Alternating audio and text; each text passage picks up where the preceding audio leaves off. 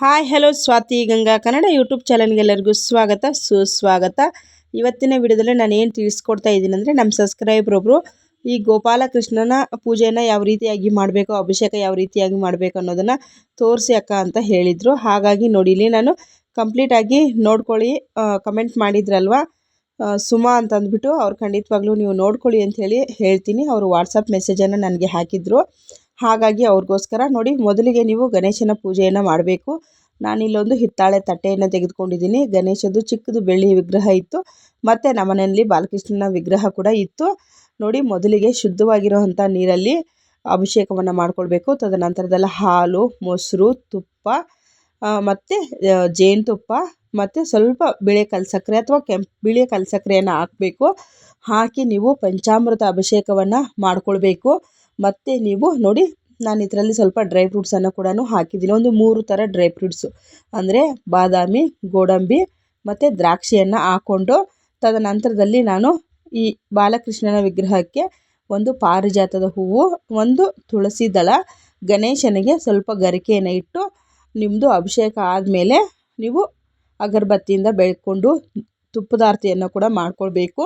ಮಾಡಿಕೊಂಡು ಮತ್ತೆ ಶುದ್ಧ ನೀರಲ್ಲಿ ತೊಳೆದು ಬಿಟ್ಟು ನೀವು ಏನು ಒಂದು ಕೆಳಗಡೆಗೆ ಶುದ್ಧ ಮಾಡ್ಕೊಳ್ಬೇಕು.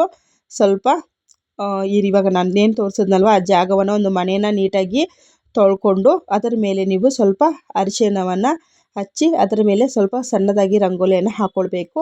ನೀವು ಯಾವುದು ಸ್ಟಾರ್ ರಂಗೋಲಿ ಅಥವಾ ಯಾವುದು ಬೇಕೋ ಅದನ್ನು ಹಾಕ್ಕೊಂಡು, ನಾನಿಲ್ಲಿ ಒಂದು ತಟ್ಟೆಯನ್ನು ಬಳಸ್ಕೊಂಡಿದ್ದೀನಿ. ತಟ್ಟೆ ಮೇಲೆ ಸ್ವಲ್ಪ ಈ ಅಕ್ಕಿಯನ್ನು ಹಾಕಿ ಅದರ ಮೇಲೆ ನಾನು ಬಾಲಕೃಷ್ಣನ ವಿಗ್ರಹ ಜೊತೆಯಲ್ಲಿ ಗಣೇಶನ ವಿಗ್ರಹ ಇಟ್ಬಿಟ್ಟು, ಅದಕ್ಕೆ ನಾನಿಲ್ಲಿ ಪಾರಿಜಾತದ ಹೂವು ಇತ್ತು ಮತ್ತು ತುಳಸಿ ಕೂಡ ಇತ್ತು. ನಮ್ಮ ಮನೆಯಲ್ಲಿ ಚಿಕ್ಕದಾಗಿ ನವಿಲುಗರಿ ಕೂಡ ಇತ್ತು, ಅದನ್ನು ಸಹ ನಾನಿಲ್ಲಿ ಇಟ್ಕೊಂಡಿದ್ದೀನಿ. ಗಣೇಶನಿಗೆ ಗರಿಕೆಯನ್ನು ಸಹ ಸಮರ್ಪಣೆಯನ್ನು ಮಾಡಿದ್ದೀನಿ. ಮತ್ತು ಈ ಒಂದು ರೆಡ್ ಹೂ ಏನಂತಾರೆ ಅಂತ ಗೊತ್ತಿಲ್ಲ, ಇದಕ್ಕೆ ನಮ್ಮ ಕಡೆಗೆ ರೆಡ್ ಸೂಜುಮಲ್ಲಿ ಅಂತಾರೆ. ಇದು ತುಂಬ ಒಂದು ಬಗೆಯಾಗಿ ಹೂವು, 1000 ಮಲ್ಲಿಗೆನೂ ಏನೋ ಅಂತಾರೆ, ಅದಕ್ಕೆ ಸರಿಯಾಗಿ ಗೊತ್ತಿಲ್ಲ ನನಗೆ. ಅದು ಕೃಷ್ಣನಿಗೆ ತುಂಬ ಪ್ರಿಯವಾಗಿದ್ದು ಅಂತ ಹೇಳಿದ್ರು. ಅದು ಅವೈಲೇಬಲ್ ಇತ್ತು, ಅದನ್ನು ಕೂಡ ತೆಗೆದುಕೊಂಡು ಬಂದು ಈ ರೀತಿಯಾಗಿ ಒಂದು 5 ಬಗೆಯ ಹೂಗಳನ್ನು ಇಟ್ಕೊಂಡಿದ್ದೀನಿ. ನಾನು ನೈವೇದ್ಯಕ್ಕೆ ಸಿಹಿ ಅವಲಕ್ಕಿ ಕಂಪಲ್ಸರಿಯಾಗಿ ಇಡಲೇಬೇಕು. ಮತ್ತು ಕೃಷ್ಣನಿಗೆ ಬೆಣ್ಣೆ ಅಂದರೆ ತುಂಬ ಇಷ್ಟ, ಬೆಣ್ಣೆ ಕೂಡ ಇಟ್ಕೊಂಡಿದ್ದೀನಿ. ಚಿಕ್ಕ ಮಕ್ಕಳು ಬಂದರೆ ನಾನಿಲ್ಲಿ ಮೈಸೂರು ಪಾಕನ್ನು ಸಹ ನಾನಿಲ್ಲಿ ನೈವೇದ್ಯಕ್ಕೆ ಇಟ್ಕೊಂಡಿದ್ದೀನಿ. ಮತ್ತು ಹಸೆ ಹಾಲನ್ನು ಸಹ ನೀವು ಇಟ್ಕೊಳ್ಬೇಕು. ಹಾಲಿನಿಂದ ಮಾಡಿರುವಂಥ ಪದಾರ್ಥ, ಮೊಸರು, ಬೆಣ್ಣೆ ಎಲ್ಲ ಶ್ರೀಕೃಷ್ಣನಿಗೆ ಇಷ್ಟ ಅಲ್ವಾ. ಹಾಗಾಗಿ ನೀವು ಮತ್ತೆ ಬೇಕಿದ್ದರೆ ಸ್ಟಾರ್ಟಿಂಗ್ ಏನು ನಾನು ಕ್ಲಿಪ್ಪಿಂಗನ್ನು ಹಾಕಿದ್ದೀನಿ, ಮತ್ತೆ ನೀವು ನೋಡಿ ಆಮೇಲೆ ನೀವು ಎಲ್ಲ ಹೂವು ಮತ್ತು ನೈವೇದ್ಯ, ಚಿಕ್ಕ ಮಕ್ಕಳು ಒಂದು 5 ಜನ ಮಕ್ಕಳಿಗೆ ಏನಾನ ಸ್ವೀಟ್ಸು ಏನೇನು ಆಗಿರಬಹುದು, ಸಿಹಿ ಅವಲಕ್ಕಿನೇ ಆಗಿರಬಹುದು, ಇಲ್ಲಾಂದರೆ ಮೈಸೂರು ಪಾಕ್ ಆಗಿರ್ಬೋದು, ಒಂದು 5 ಜನ ಮಕ್ಕಳಿಗೆ ನೀವು ಕೊಡಿ. ಈ ರೀತಿಯಾಗಿ ನೀವು ಪೂಜೆಯನ್ನು, ಬಾಲಕೃಷ್ಣನ ಪೂಜೆಯನ್ನು ಮಾಡ್ಕೊಳ್ಳಿ. ಯಾವ ದಿನ ಮಾಡಬೇಕು ಅಂತ ಕೇಳಿದ್ದೀರಿ ನೀವು, ವಾರಗಳ ದಿವಸ, ಇದು ಶನಿವಾರ ದಿವಸ ಕೂಡ ನೀವು ಈ ಒಂದು ಶ್ರೀಕೃಷ್ಣನ ಪೂಜೆಯನ್ನು ಸಹ ಮಾಡಬಹುದು.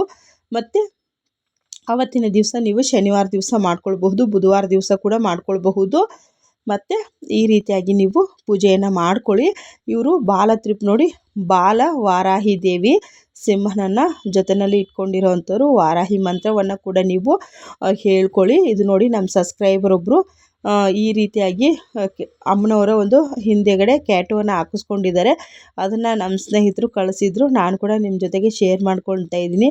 ನೋಡಿ, ಅವರ ಒಂದು ಬಲದ ಭುಜದ ಮೇಲೆ ಕೆಳಗಡೆಗೆ ಬರುತ್ತಲ್ವ, ಅಲ್ಲಿ ಹಾಕ್ಕೊಂಡಿದ್ದಾರೆ. ತಾಯಿ ಯಾವಾಗಲೂ ಅವ್ರಿಗೆ ಶ್ರೀರಕ್ಷೆ ಆಗಿರಲಿ ಅಂಥೇಳಿ ಅವರು ಹಾಕ್ಕೊಂಡಿದ್ದಾರೆ. ನಮ್ಮ ಫ್ರೆಂಡು ನನಗೆ ಇದನ್ನು ವಿಡಿಯೋ ಕಳಿಸಿದ್ರು, ಅವರೆಲ್ಲ ನೋಡಿದ್ರಂತೆ, ಗೊತ್ತಿಲ್ಲ ನನಗೆ. ಅವರು ಕ್ಯಾಟೋ ಹಾಕಿಸ್ಕೊಳ್ಳೋ ಜಾಗದಲ್ಲಿ ನೋಡಿರೋ ಅಂಥದ್ದು. ಹಾಗಾಗಿ ಅವ್ರ ಹಿಂದೆಯಿಂದ ಒಂದು ಕ್ಲಿಪ್ಪಿಂಗನ್ನು ತೆಗೆದು ನನಗೆ ಕಳಿಸಿದ್ರು.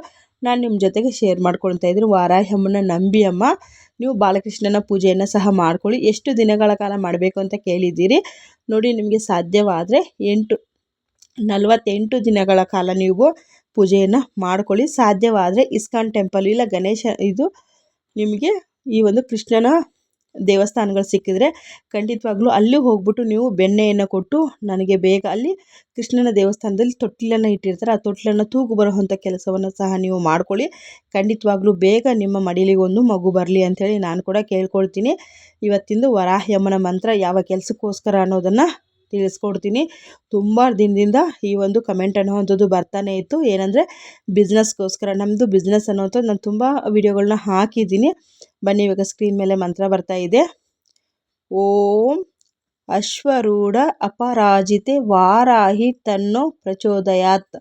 ಓಂ ಅಶ್ವರೂಢ ಅಪರಾಜಿತೆ ವಾರಾಹಿ ತನ್ನೋ ಪ್ರಚೋದಯಾತ್. ಓಂ ಅಶ್ವರೂಢ ಅಪರಾಜಿತೆ ವಾರಾಹಿ ತನ್ನೋ ಪ್ರಚೋದಯಾತ್ ಅನ್ನುವಂಥ ಒಂದು ಮಂತ್ರವನ್ನು ಬಿಸ್ನೆಸ್ ಯಾರೆಲ್ಲ ಶುರು ಮಾಡ್ತಾಯಿದ್ರು, ಬಿಸ್ನೆಸ್ಸಲ್ಲಿ ಲಾಸ್ ಆಗ್ತಾಯಿದೆ, ಅವ್ರು ಖಂಡಿತವಾಗ್ಲೂ ಈ ಒಂದು ಬೀಜಾಕ್ಷರಿಯ ಮಂತ್ರವನ್ನು ಹೇಳ್ಕೊಳ್ಳಿ.